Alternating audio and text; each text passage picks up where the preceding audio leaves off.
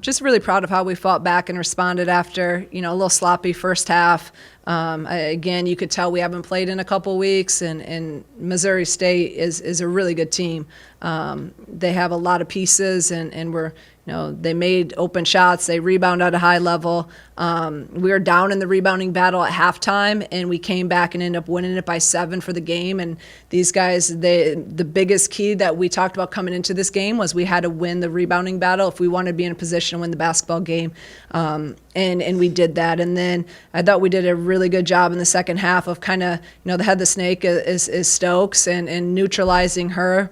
And keeping her in front. I thought Dell's length gave her some problems, and just a really good job. And then we made the post-entry passes a little bit tougher, where they were getting really easy looks in that first half. So just really executed at a very high level in the second half and made that really big run during the third quarter. So really proud of these guys. And we talked about, in March, you just got to find a way to go 1-0. It's not always going to be the prettiest. I thought we were really gritty and showed some toughness in terms of our execution and our defense and our rebounding in that second half. So we live to see another day and can't wait to be able to play at home again on Sunday. All right, questions for us, Let's go raise your hand. In the back.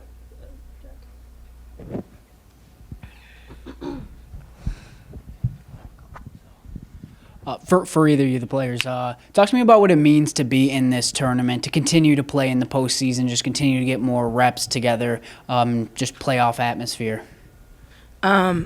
Well, our first goal was the NCAA tournament, and we didn't make that. We fell short.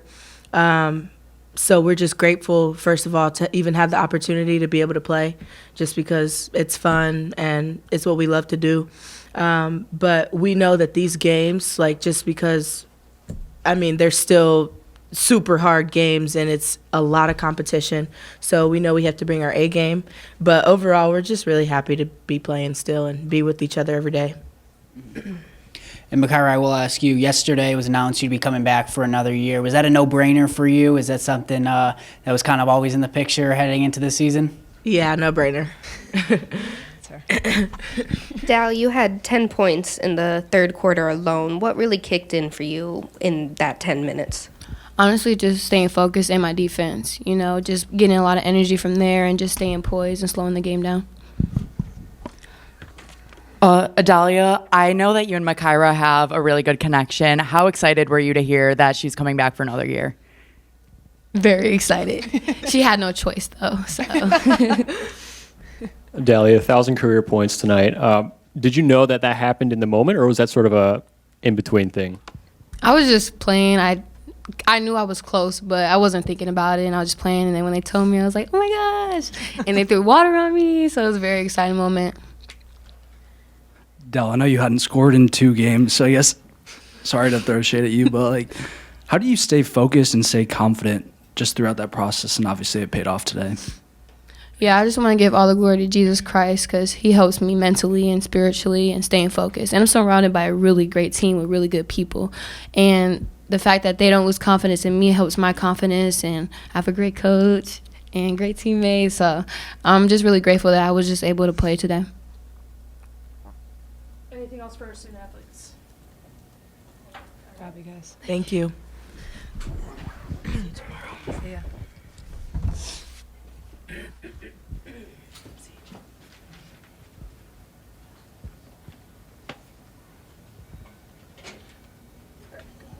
Coach, it's not often that you get 2 senior nights in one season, but now you'll have 3. What's sort of the mindset going into Sunday?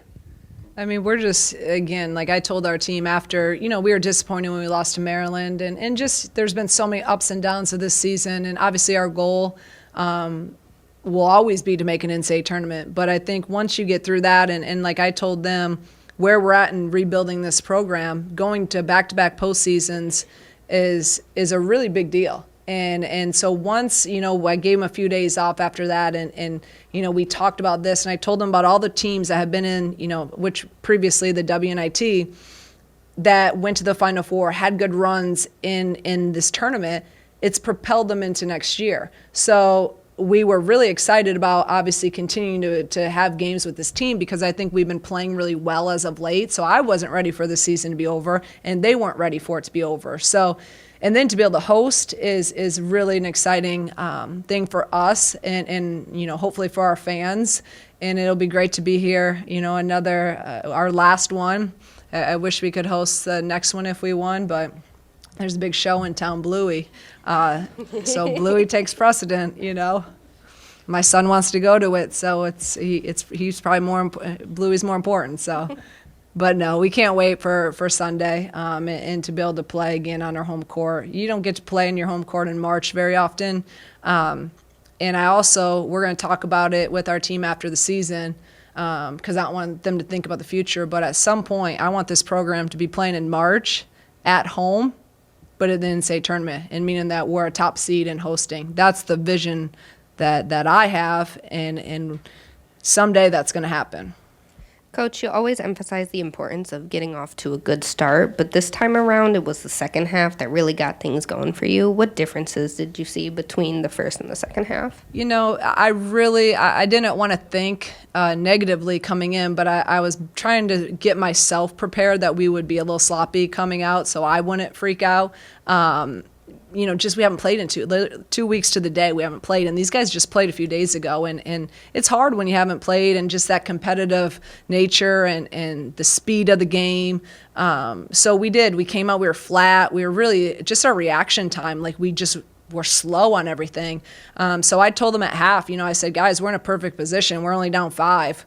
Didn't play that well, and now kind of have all that out of us. And I thought, in the second half, you saw the team that you've seen the past, month and a half or so.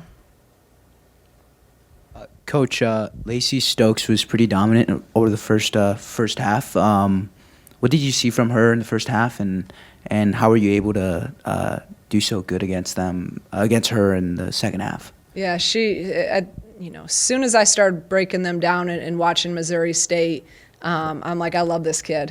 She comes from D2, and she's 5, they say 5'4", she's like 5'2", and plays so hard. Like, I love her. During the game at one point, I told our team, she plays so hard. Like, she's really, really good. Like, I just think she makes them go. And ton of respect for her and for the entire team. Beth does a great job.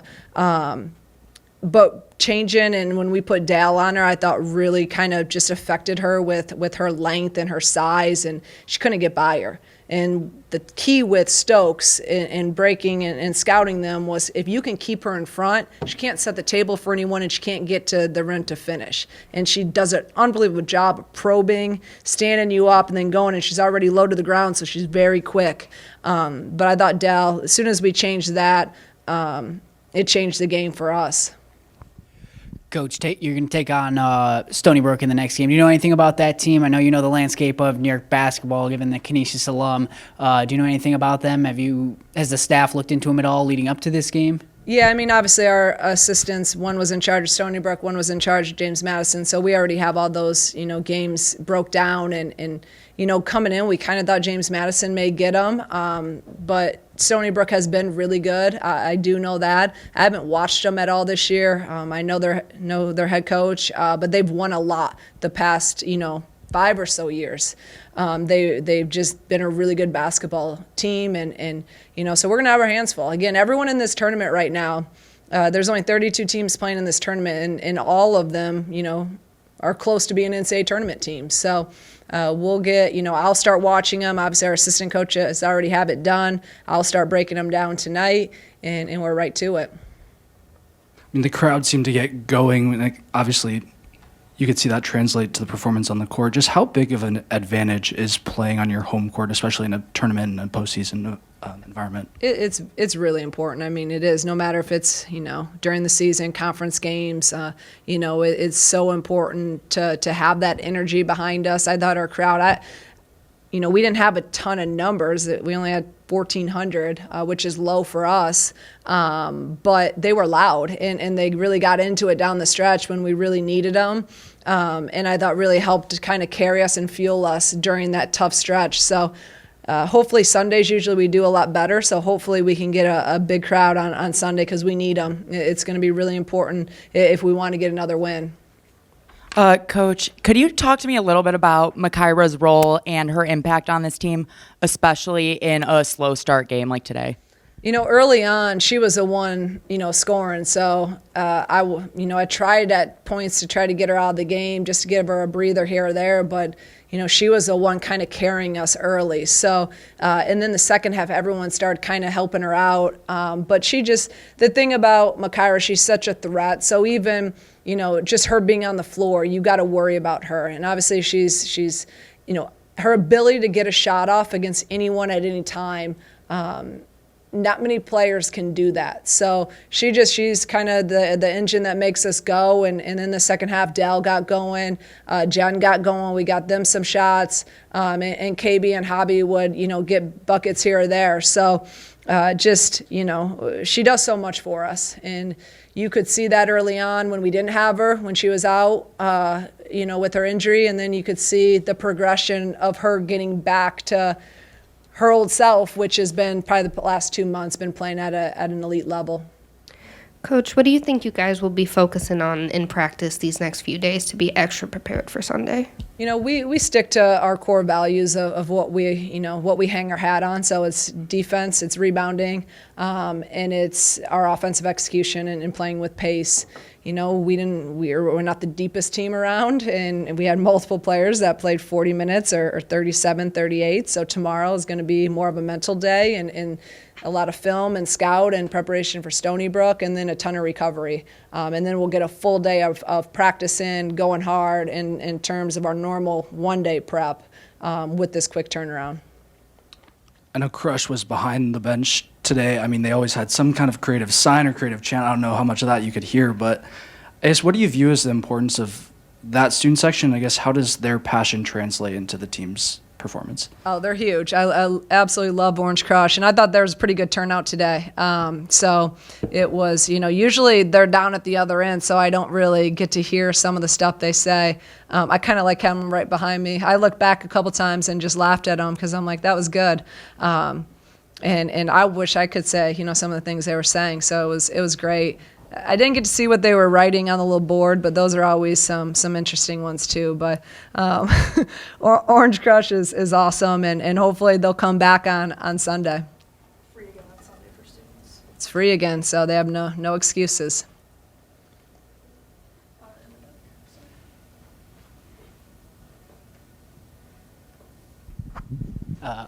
Coach, you talked about it a little bit of different angle, but if I'm not mistaken, the first postseason win for Illinois women's basketball in over a decade. What does that mean for this program and what you are building here with this group? It's just all part of the process. Again, if you would have told me when I took the job, actually it was 2 years ago, I think today I saw it pop up on Facebook, so it's the only reason I know that. But 2 years ago to the day that I was here. And if you would have told me that day I was walking in here that we'd go to an NCAA tournament and a WBIT and 2 postseasons, and don't even tell me the order, just tell me 2 postseasons, I would have taken that any day. And I think everyone in Champaign, if we're being honest, would take that, right? So I think, I don't know if you have a plan or a schedule or anything, but I think we're right there. And to be able to do that is really important as we build this. And we want NCAA tournaments. We want, runs in NCAA tournaments. But when you build something the right way, there's steps and there's a process. And there's a lot of teams right now that aren't playing. And we're playing. And we're playing in a really good tournament. And hopefully this is going to propel us. So next year we're playing in the NCAA tournament because that's our goal. That's our vision. And we're going to work like hell to get there.